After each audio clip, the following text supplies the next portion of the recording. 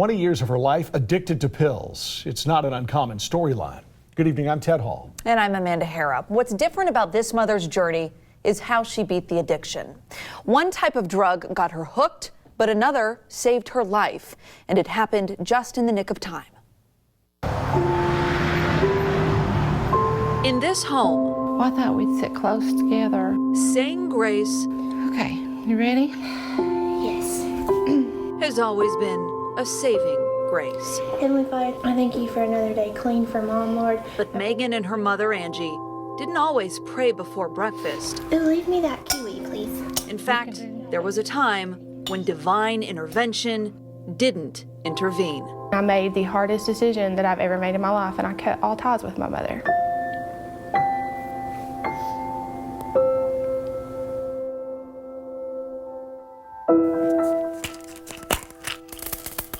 For 22 years, Angie was a full-time addict This is me and my daughter. and part-time mom.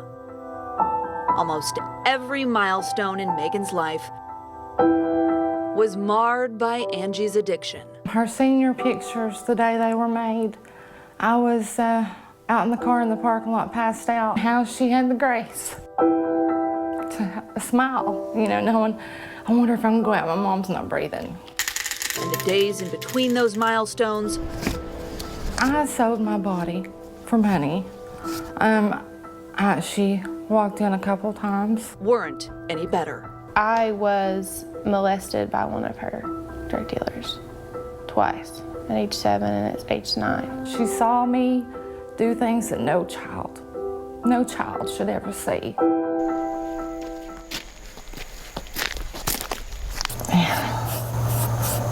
This was the other wake-up call that Angie never answered. I just miss her more than anything. Her own mother used with her, This is my mom, Nancy. battled addiction, then died of an overdose. She loved butterflies, purple and yellow flowers. But even that wasn't enough to inspire Angie to get clean. Instead, it dragged her down even deeper. Everybody has their different rock bottom, as they say, but you would think finding my mom dead from an overdose would have been it. But instead, it just fueled it. Angie's last chance at life came in a brush with death, when an overdose nearly killed her. I woke up in the hospital, and they told me just how far gone I was. This was the only thing powerful enough to bring her back. And that was the real defining moment right there. EMTs used naloxone to reverse the effects of the overdose and loosen death's grip. I took that opportunity to turn my life around. I did not waste the chance that God has given me. What was naloxone for you?